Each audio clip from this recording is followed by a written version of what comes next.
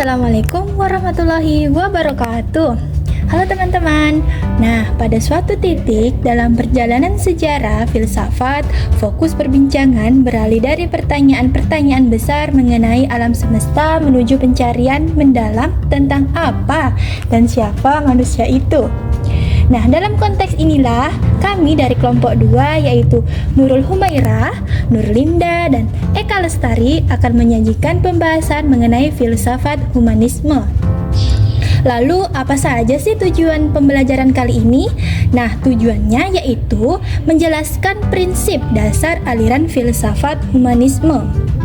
Nah, teman-teman, dalam humanisme, realitas dilihat melalui lensa pengalaman manusia itu sendiri.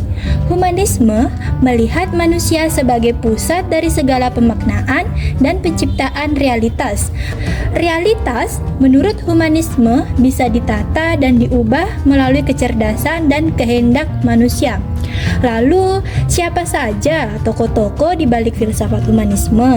Nah, yang pertama yaitu adalah Socrates, seorang filsuf Yunani kuno yang berkeyakinan bahwa manusia dapat dipahami melalui relasi intersubjektif, yang artinya manusia dapat dipahami dengan cara interaksi dengan manusia lainnya karena antroposentrisme, yaitu sebuah pandangan atau pendekatan yang menempatkan manusia sebagai pusat dari segala hal.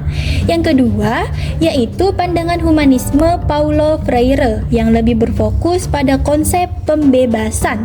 Maksudnya, teman-teman, kebebasan dari berbagai bentuk penindasan dan belenggu yang menghalangi hak-hak dasar manusia. Bagi Freire, humanisme berarti membebaskan manusia dari segala macam hambatan yang merampas kebebasan mereka.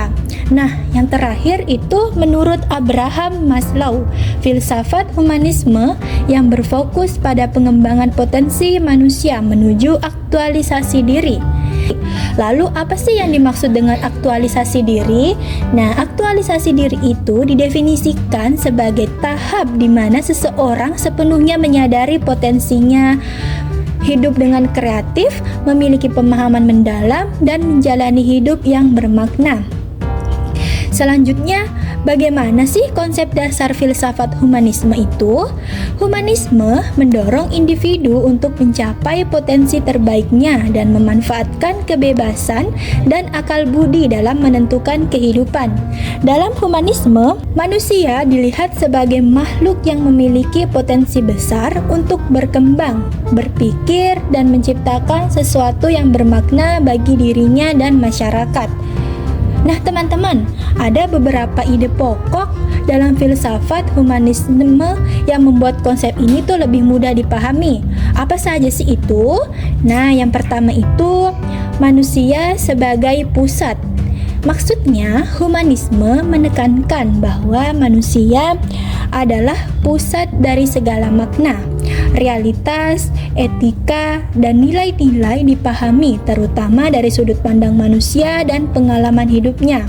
Artinya, filsafat humanisme berfokus pada bagaimana manusia memahami dan memaknai dunia sekitarnya. Yang kedua, yaitu potensi dan kebebasan individu. Humanisme percaya bahwa setiap manusia memiliki potensi untuk menjadi lebih baik dan bebas menentukan pilihan hidupnya.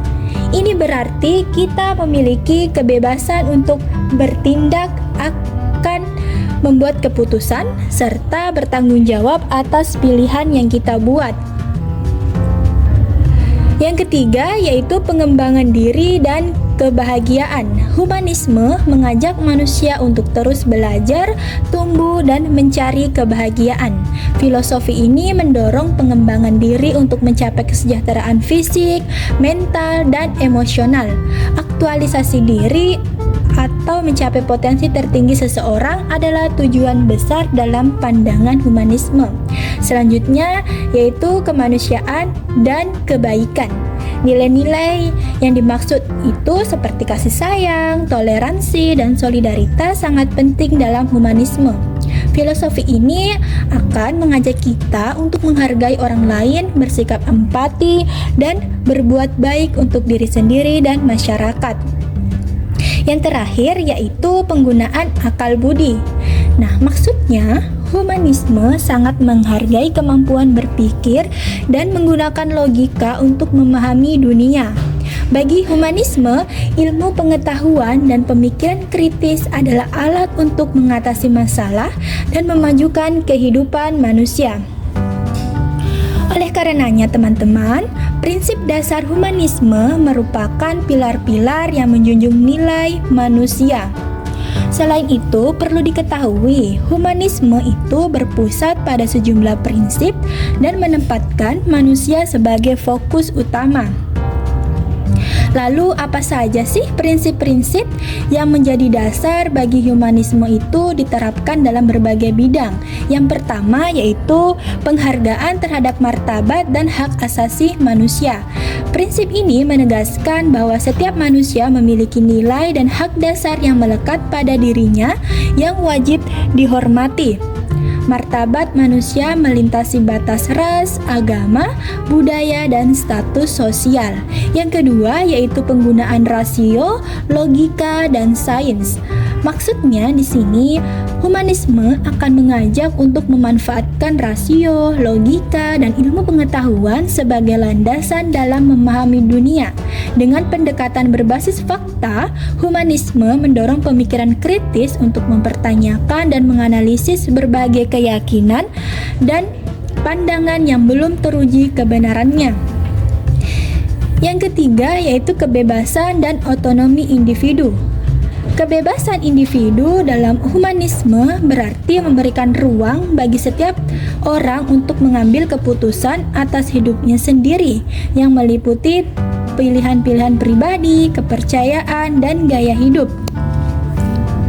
Humanisme menolak intervensi yang membatasi otonomi individu dan menganggap bahwa kebebasan ini esensial untuk mencapai potensi diri secara utuh. Dan yang terakhir yaitu etika berdasarkan kemanusiaan. Apa sih maksudnya? Nah, prinsip ini berlandaskan pada premis bahwa manusia memiliki kemampuan untuk bersikap etis dan bertindak berdasarkan kepentingan bersama tanpa harus berpegang pada dogma religius tertentu. Nah, etika humanis memprioritaskan empati, kerjasama, dan keadilan sosial dengan maksud agar menciptakan kehidupan yang lebih baik bagi semua orang. Nah, teman-teman, itulah tadi pembahasan singkat mengenai aliran humanisme. Sekian dan terima kasih. Wassalamualaikum warahmatullahi wabarakatuh.